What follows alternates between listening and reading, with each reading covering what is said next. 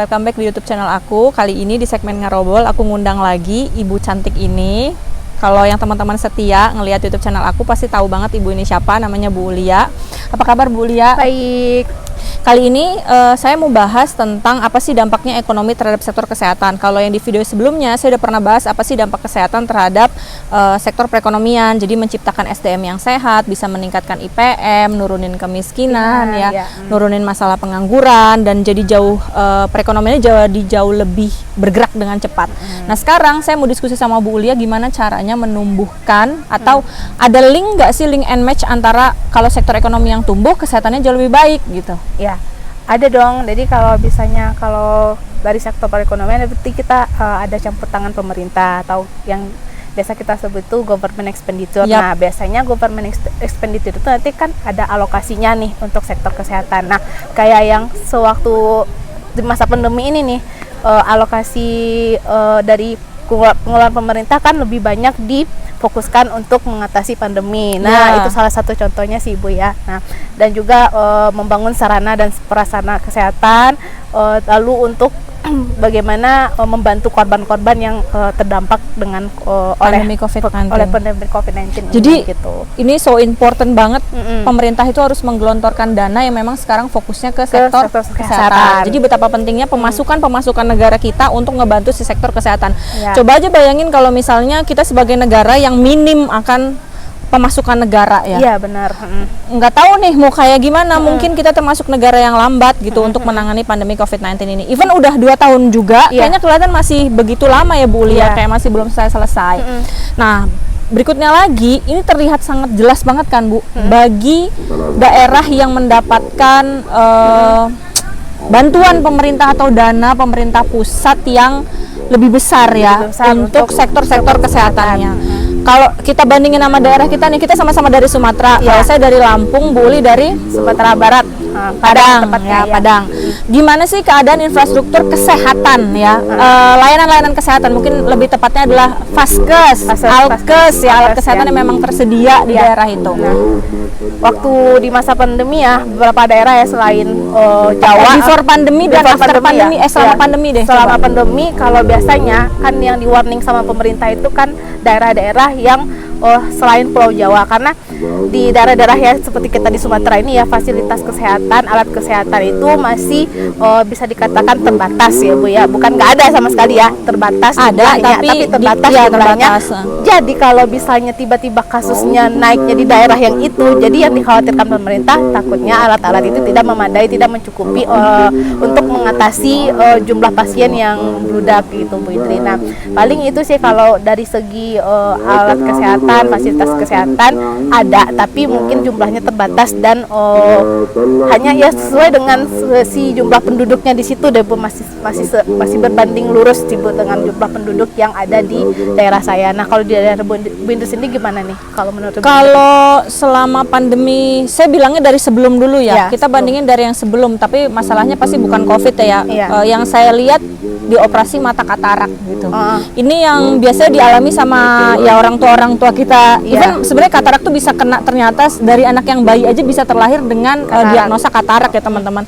Saya sangat-sangat miris banget ketika waktu itu hasil saya nggak bisa bilang bahwa hasil operasi di Lampung jauh lebih buruk atau misalnya kurang begitu baik, nggak bisa bilang, tapi mungkin karena trustednya masyarakat ya Bu Ulia, orang-orang pengen dioperasinya di kota besar, jadi ibu saya memilih untuk dioperasinya itu di Cicendo di Bandung, karena berpikirnya kan itu rumah sakit memang khusus mata, terbesar juga gitu kan ya, termasuk grade Asia gitu kan. Jadi lebih kayak punya trustednya di situ. Tapi pada dasarnya mungkin di daerah saya juga udah banyak yang melakukan operasi katarak di daerah Lampung. Nah, fasilitas-fasilitas kesehatannya adalah ya tadi kalau kita bandingin yang sama waktu saya di Cicendo itu memang cukup, dan pakai BPJS juga cukup tanda tangan, terus masuk kamar dapat fasilitasnya juga, kalau nggak salah dulu sekamar berdua, kayaknya jauh lebih enak gitu. Nah, ketika di Bandung nah waktu itu saya bandingin sama teman saya yang orang tuanya juga operasi katarak yang di rumah sakit daerah yang ada di Lampung. Tapi karena tadi ya definisi dari VIP itu kan, atau mungkin VVIP atau mungkin kelas 1, kelas 2 itu kan setiap daerah beda-beda kan ya? Ya beda-beda standarnya. Iya, kalau di daerah kita mungkin ada yang kelas 3 itu tarafnya per kamarnya ada yang 6 orang. Saya nggak tahu kalau di daerah lain berapa gitu. Nah kadang itu aja udah jadi ngebikin orang coba deh kita kayak milih-milih rumah sakit gitu kan.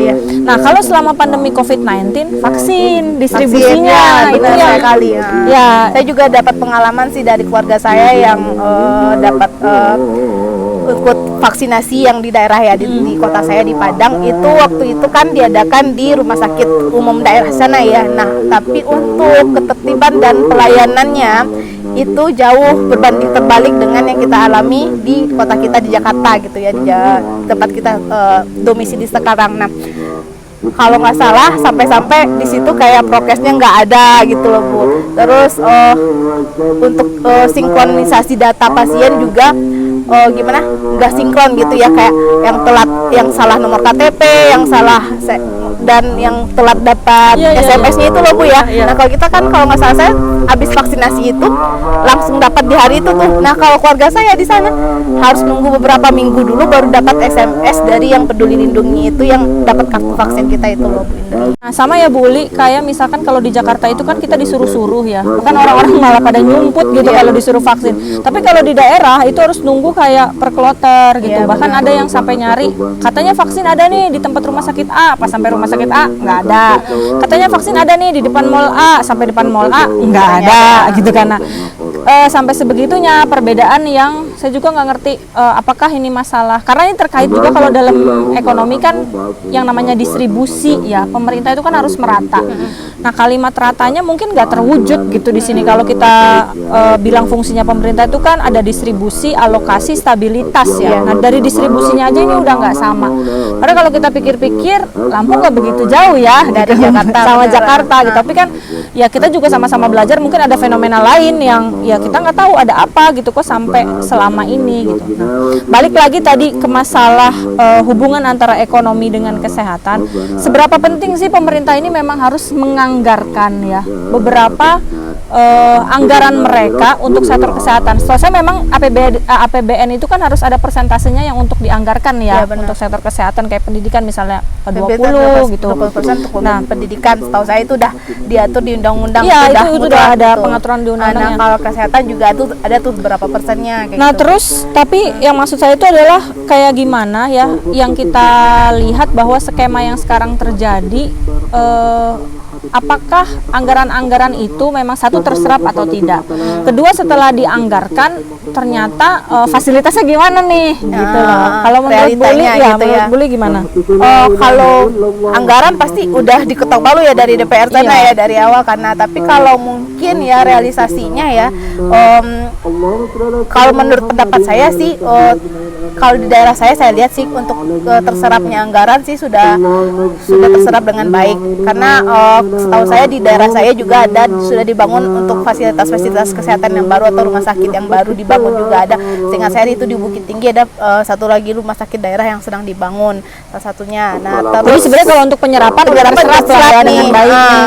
Nah, terus fasilitasnya fasilitas berarti itu kembali ke personal dari si pelayan kesehatan itu. Nah, setiap orang nih biasanya nih kalau kita sebagai konsumen ya Bu ya, pasti Ibu lebih cenderung kalau ingin mendapatkan pelayanan kesehatan punya yang dari pemerintah atau swasta Bu? Saya tanya dulu.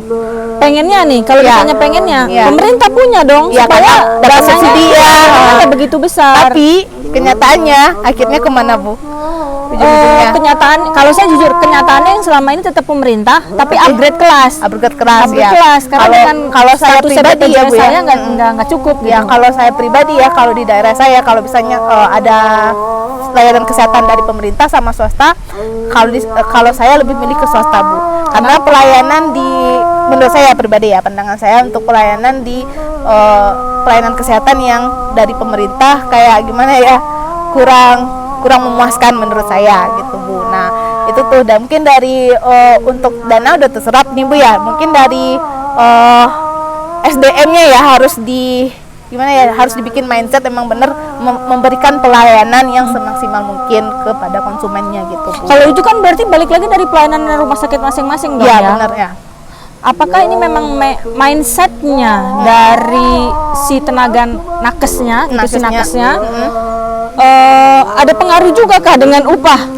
Bisa jadi kali ya Bu ya. Bisa jadi ya, upah saya ya Bu ya, untuk upah dari nakes itu kayak dari pengalaman saudara saya ya. Nah, insentif atau upah yang diterima nakes itu bisa dibilang tidak layak gitu ya Bu. Kadang mereka pun dapat pembayaran atau honor mereka tuh kadang sering telat segala macam gitu. Tapi one day ini ini adalah one case gitu ya, one case yang ada di daerah mungkin di Padang. Kita nggak bisa generalisasi ya gitu. Kalau kita disclaimer dulu ya, disclaimer gitu. Ini kan kita hanya bercerita dengan pengalaman ya, experience yang ada di daerahnya Bu Uli di Padang, kalau saya yang di Lampung. Jadi kalau yang saya itu harus dibantu sama orang dalam supaya bisa dapetin kamar gitu. Dan kebanyakan sih cerita-ceritanya juga kayak gitu ya. Tapi mungkin balik lagi ini cuman untuk di daerah yang saya, atau mungkin kebetulan aja ya, pengalaman pribadi. Mungkin pengalaman saya aja yang tidak mengenakan gitu.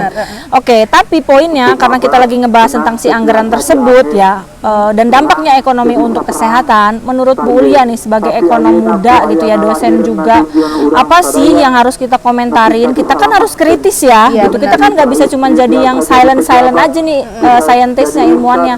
Apa sih yang harus dikomentarin terkait anggaran, terkait sektor si kesehatan, perannya sektor ekonomi, menurut Bu Uli gimana? Nah, kalau menurut saya ya, mungkin anggaran pemerintah untuk sektor kesehatan itu mungkin perlu dipertimbangkan lagi ya, persentasenya ditambah lagi, dan juga ya untuk tenaga kesehatannya mungkin ya dari segi honornya mungkin lebih dilayakkan lagi ya, karena ya saya dengar ya kabar-kabar burung ya kayak nakes sama guru itu mirisnya bersama loh Bu, gitu loh, kayak emang padahal itu benar-benar yang menolong sektor kesehatan, benar-benar kayak garda terdepan gitulah.